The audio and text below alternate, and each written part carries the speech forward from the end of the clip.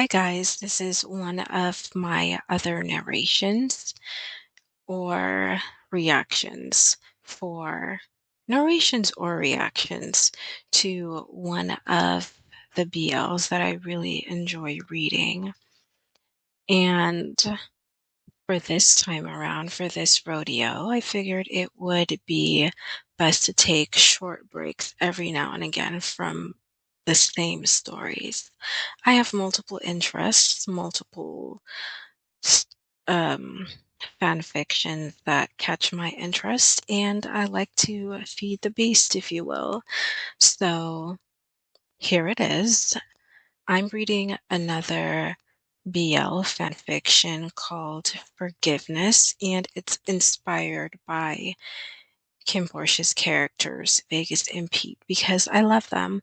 Now, I will say in the future, I will be narrating other stories with other characters, but for right now, I'm gonna mostly do Vegas and Pete. So here I am.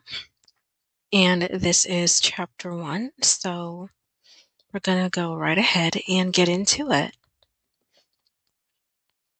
So this is Forgiveness, chapter one. Pete was a handsome teenager. His physical traits were exceptional. His smile almost seemed to shine when he laughed.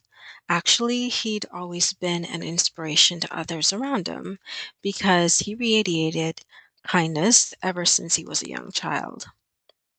Despite his undeniably physical perfection, he was very kind and friendly to others. As a consequence, people seemed to really like being around him. His grandma was a very nice woman who frequently expressed her affection for her grandson. Unfortunately, Pete had been a perpetually poor child. Yet his grandma, oh, sorry for that sound. But yeah, yet his grandma had always put in a lot of effort to help him overcome the difficulties. Despite their financial position, she made an attempt to keep him in school no matter what, since she was genuinely worried about his education. They lived in a very nice town. Pete loved being so near nature. Therefore, he thought it was the best area to live. Through his window, he'd watch the sunset, which he enjoyed very much. His grandmother had worked for many years as a cook for Mr. Gun Tirapankul's family, also known as the Minor family, a very powerful and wealthy family. Nonetheless, they were the subject of persistent rumors. They were constantly labeled as criminals by the community. Yet, Pete's grandmother never took the rumor seriously. On the contrary, she thought they were really good people. She was delighted to work for them. From her perspective, they were decent people who always looked out for her and her grandson. Logically, she resided in the minor family's home, which she thought was the safest place on earth.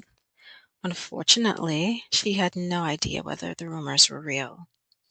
The Tirapanyakul family was actually a criminal family.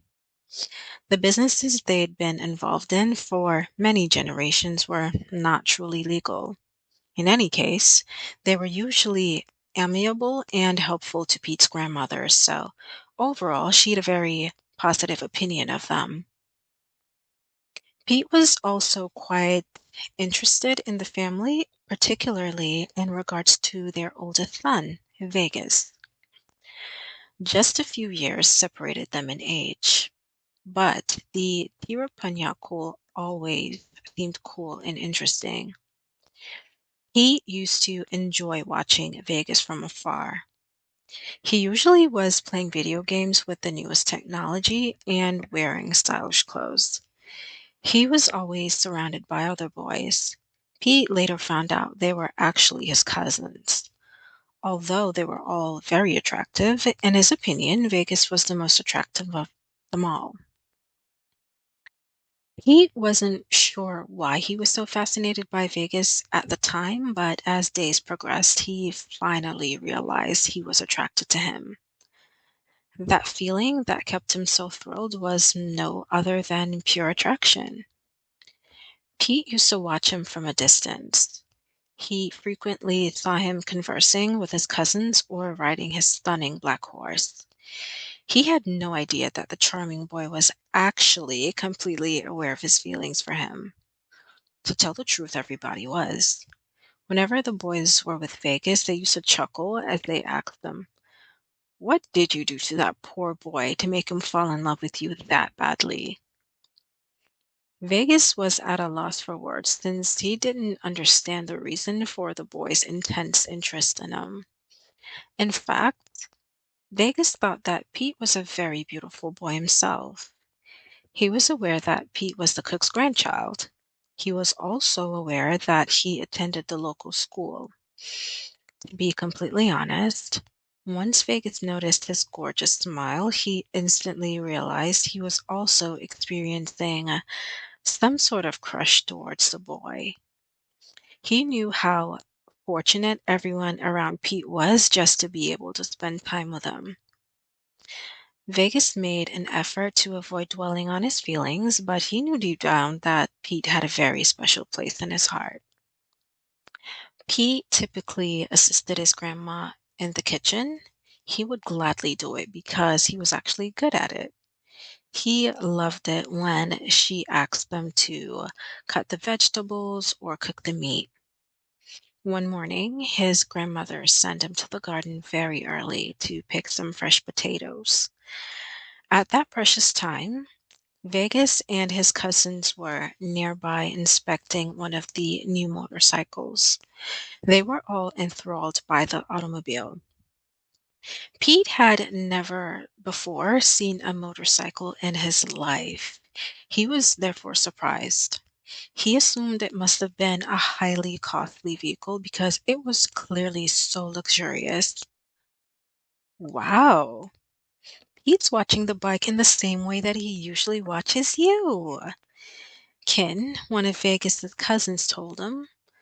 The older son of the Tirpanyakul household abruptly turned his head in the direction of the youngster.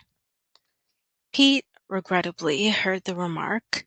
Then he felt all the guys' attention focused on him at that specific moment. His chubby cheeks consequently reddened in the most adorable and dramatic way. He was so aware of himself and the attention he was getting that he was unsure of what to do next. Being the focus of attention was unfamiliar to him. He even dropped the potatoes he was carrying when he realized that Vegas was staring directly at him. Everyone started giggling at once. The young man's response was adorable and surprising. Pete, sadly, believed the boys were making fun of him. He then turned to look at the potatoes that were scattered around on the ground. At the same time, tears started filling his eyes as if they were about to fall. He didn't want to start crying in front of them, of course. Also, he did not want to look at Vegas since he knew he should be laughing as well. He preferred to avoid his gaze since it might cause him great harm. He consequently made the decision not to look up and began gathering the potatoes from the floor. It was very embarrassing because it appeared that everyone knew about his affections for Vegas. He ran home without turning around after collecting all the vegetables. He quickly threw the potatoes on the table in the kitchen before leaving. His behavior startled his grandmother. Then Pete entered the room he and his grandmother shared and shut the door behind him. Though he wasn't sure what had happened, he realized that the boys were making fun of him because he was gazing at the motorcycle in the same manner that he had been gazing at Vegas, as if that was the sun of his universe. In truth, if he had looked at Vegas, he would have seen that he wasn't laughing at all. On the contrary, The youngster appeared to be very upset about the circumstances around the event and even concerned. He gave his cousins a ferocious gaze as soon as Pete left. Don't be mad at us, please. Even if you are just a moron, we can't help it but find it amusing how the cook's grandson looks at you as if you're some sort of god. And added, immediately everyone began to chuckle once more. Vegas, though, was not in the mood to laugh. In fact, he was more worried than anything else. Pete should have been quite ashamed of what happened, he was certain. Knowing that the young boy was distressed didn't sit well with him.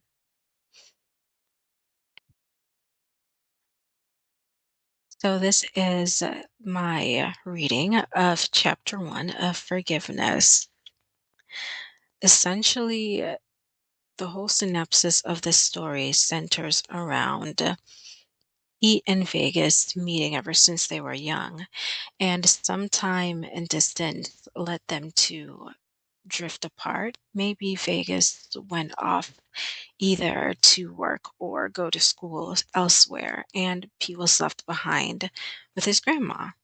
But essentially, they met up back later on in life, and Pete does not recognize Vegas in terms of how he acts anymore. Vegas is supposed to be more meaner, more cruel, more distant, and by reading through the different chapters, we're going to see why that is so.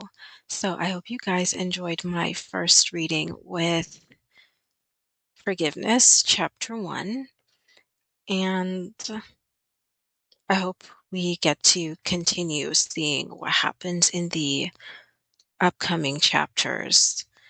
However, how do I feel about Chapter 1 so far?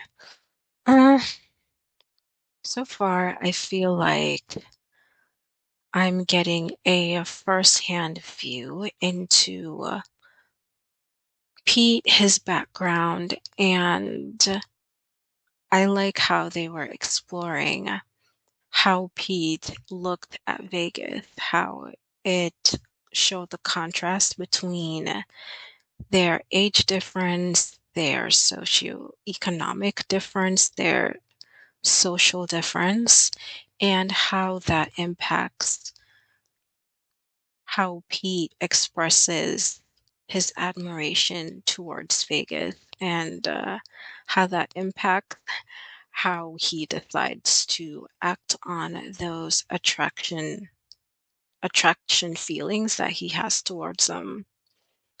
And I think I like the way it's building up to see if Vegas actually likes Pete back or he's just humoring Pete because he's young.